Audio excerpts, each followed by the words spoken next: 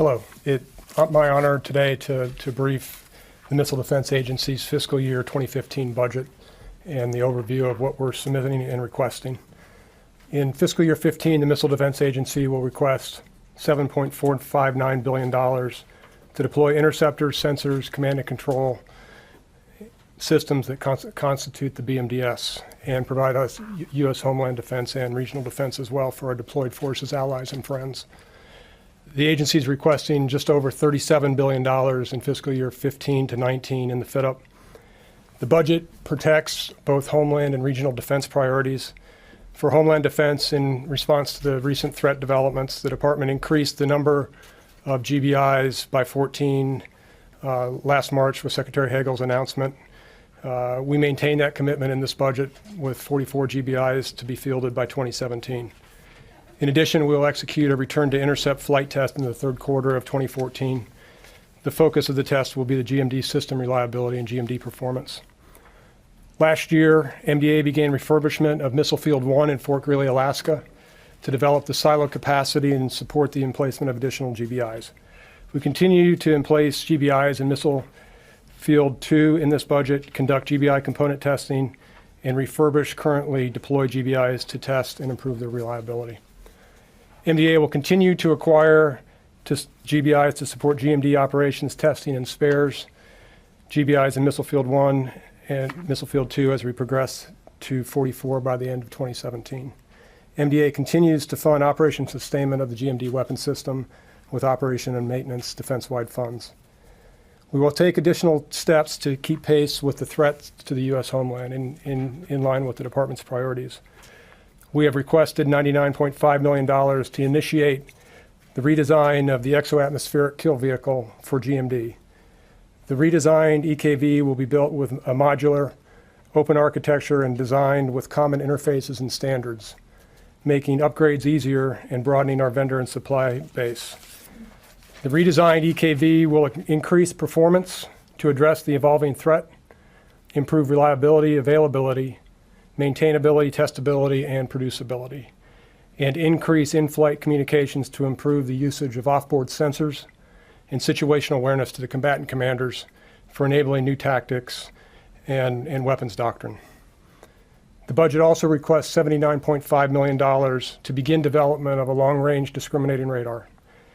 The new LRDR is a mid-course tracking radar that will provide persistent sensor coverage and improve discrimination capabilities against threats to the homeland from the Pacific Theater. The new radar will give the sea-based X-band radar, the SBX, more geographic deployment flexibility for contingency and test use. We're also requesting $122 million for discrimination improvements for the Homeland Defense. The investment will develop and field an integrated set of element capabilities to improve the BMDS engagement capability, reliability, lethality, and discrimination.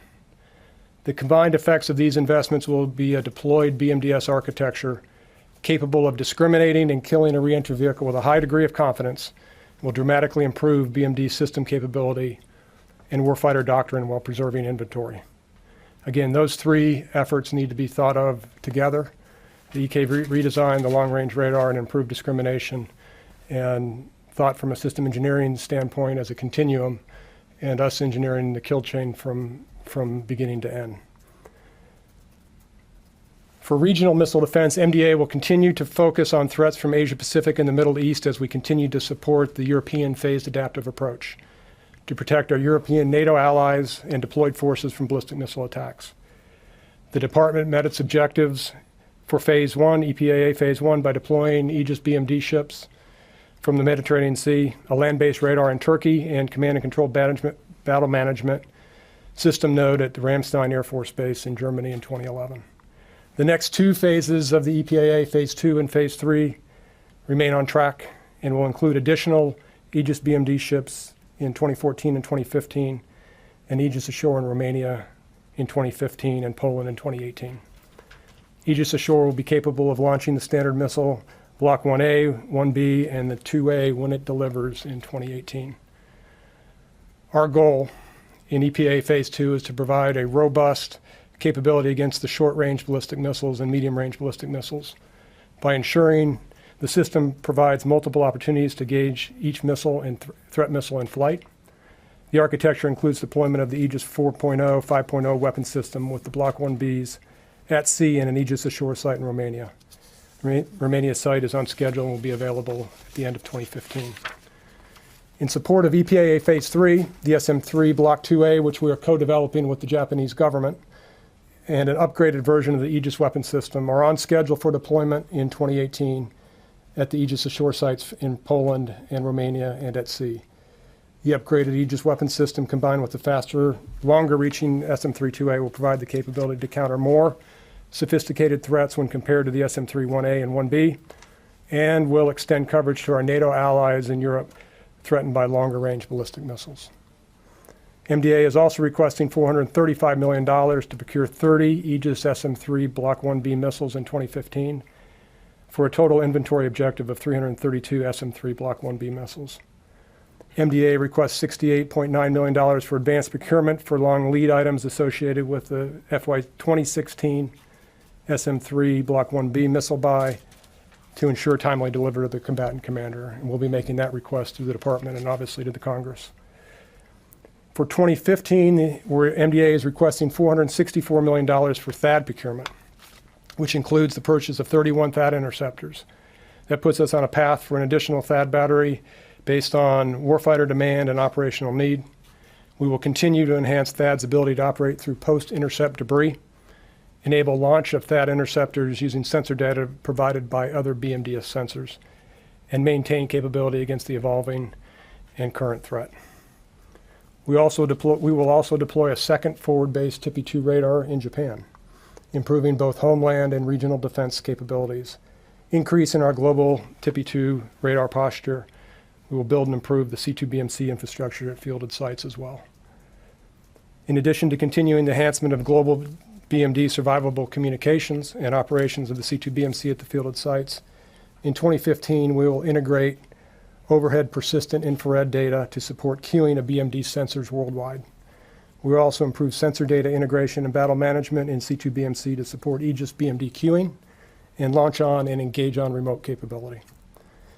We are developing fiscally sustainable advanced BMD technologies in the advanced technology line that can be integrated into the BMDS to adapt to threat changes.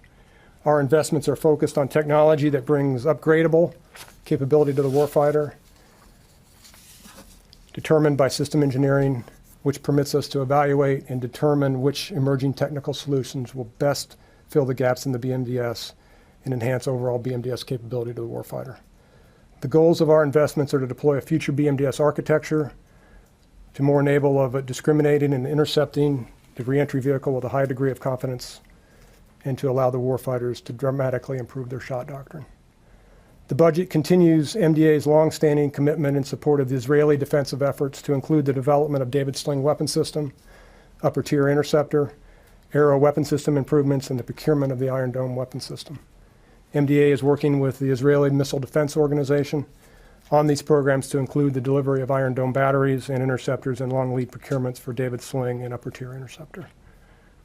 Working collaboratively with the independent testers and services, MDA follows a rigorous integrated master test plan and continues a robust flight test program using operationally realistic conditions to demonstrate our capabilities, as we did in FT01 last year. Robust testing demonstrates our capability while further enhancing warfighter confidence in the performance of the BMDS. My view is the FY 2015 budget balances capabilities and risks to deter the aggression, protect the interests of the United States and its allies, respond to warfighter requirements, pursue cost and operationally effective capabilities against the future threats to advance the missile defense priorities of the administration. Our request for this budget is $7.459 billion. And I'll just end with, this is a very good budget for missile defense and addresses the gaps that I see as the relatively new director. With that, I'll take your questions.